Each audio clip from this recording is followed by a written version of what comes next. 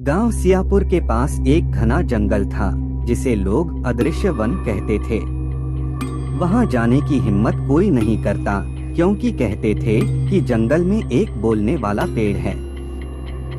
लोगों का मानना था कि जिसने भी उस पेड़ की आवाज सुनी वह या तो पागल हो गया या फिर कभी वापस नहीं आया। परंतु अर्जुन, एक 18 वर्षीय जिज्ञासु लड़का, इन कहानियों पर विश्वास नहीं करता था। वह किताबों का शौकीन था और विज्ञान में विश्वास करता था। एक दिन उसने अपने दोस्तों से कहा, अगर कोई पेड़ बोल सकता है तो वह जरूर किसी वैज्ञानिक कारण से होगा। मुझे इसे देखना है। उसके दोस्त डर गए, लेकिन अर्जुन ने अकेले जंगल में जाने की ठान ली। सुबह होते ही वह एक टॉर्च, पानी की बोतल और एक डायरी लेकर जंगल में प्रवेश कर गया। जैसे जैसे वह अंदर बढ़ा, जंगल घना और अंधकारमय होता गया। पेड़ों की टहनियां आपस में उलझी हुई थीं और पक्षियों की आवाजें भी अजीब लग रही थीं। कुछ ही देर में अर्जुन को एक बहुत पुराना और विशाल पेड़ दिखा। उसकी टहनियां किसी राक्षस की बाहों जैसी लग रही थीं और उसकी छाल पर अजीब अजीब चिन्ह बने हुए थे। अचानक उसे एक गहरी आवाज सुनाई दी, तुम कौन हो और यहाँ क्यों आए हो? अर्जुन चौंक गया।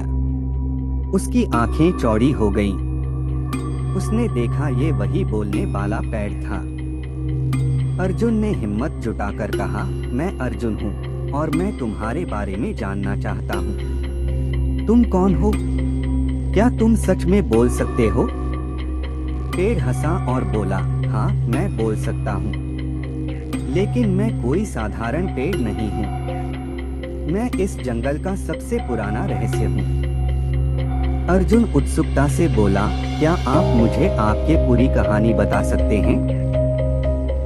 पेड़ ने एक गहरी सांस ली और कहा, सैकड़ों साल पहले मैं एक साधु था। मेरा नाम महागुरु वशिष्ठ था। मैं एक सिद्ध योगी था जिसने अमरता का वरदान प्राप्त किया था। लेकिन मेरी शक्ति देखकर कुछ दुष्ट तांत्रिक मुझसे ईर्ष्या करने लगे। अर्जुन मंत्रमुग्ध होकर सुन रहा था।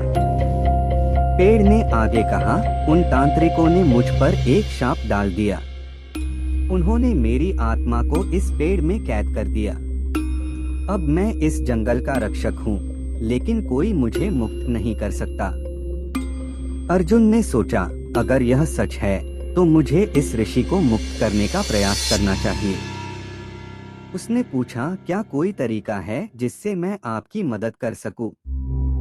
पेड़ थोड़ी देर चुप रहा, फिर बोला, अगर तुम सच्चे दिल से मेरी मदद करना चाहते हो तो तुम्हें सत्य अनुष्ठान करना होगा। तुम्हें पवित्र गंगा जल लाना होगा और इस पेड़ की जड़ में डालना होगा। साथ ही तुम्हें अपने दिल से किसी स्वार्थ के बिना मेरी मुक्ति की प्रार्थना करनी होगी। अर्जुन ने तुरंत हाँ कह दी। अर्जुन गंगा जल लेने के लिए गांव की नदी की ओर दौड़ पड़ा, लेकिन रास्ते में उसे कई बाधाओं का सामना करना पड़ा। पहली बाधा एक गहरी खाई। उसे पार करने का कोई रास्ता नहीं दिख रहा था। अचानक उसे पेड़ की आवाज सुनाई दी, विश्वास रखो, छलांग लगाओ। अर्जुन ने हिम्मत करके छलांग लगाई और उसे लगा जैसे कोई अदृश्य शक्ति उसे पकड़कर पार करा रही हो। दूसरी बाधा एक भयानक जंगली भेड़िया। वह अर्जुन की ओर दौड़ा। अर्जुन को कुछ नहीं सूझा। उसने जमीन से एक लकड़ी उठाई और भेड़िए की आंखों में देखा।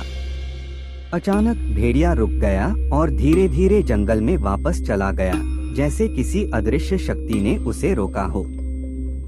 अर्जुन को समझ आ गया कि यह सब महागुरु वशिष्ठ की शक्ति थी। अर्जुन गंगा जल लेकर वापस आया। उसने पेड़ की जड़ों पर जल चढ़ाया और सच्चे मन से प्रार्थना की, हे ऋषि, मैं आपकी मुक्ति चाहता हूँ। कृपया इस शाप से मुक्त हो जाइए। अचानक तेज हवा चलने लगी, आकाश में बिजली चमकने लगी, पूरा जंगल हिलने लगा।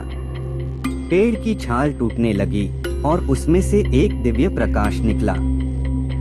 एक क्षण में अर्जुन के सामने एक वृद्ध ऋषि खड़े थे, महागुरु वशिष्ठ। महागुरु वशिष्ठ ने अर्जुन को देखा और कहा, वत्स, तुमने अपनी निस्वार्थता और साहस से मुझे मुक्त कर दिया। मैं तुम्हें आशीर्वाद देता हूँ कि तुम्हारा जीवन हमेशा ज्ञान और सफलता से भरा रहेगा। यह कहकर ऋषि एक तेज रोशनी में बदलकर आकाश में विलीन हो गए। अर्जुन ने आभार व्यक्त किया और गांव लौट आया। उसने यह कहानी सभी को सुनाई, लेकिन बहुत कम लोग इस पर विश्वास कर सके।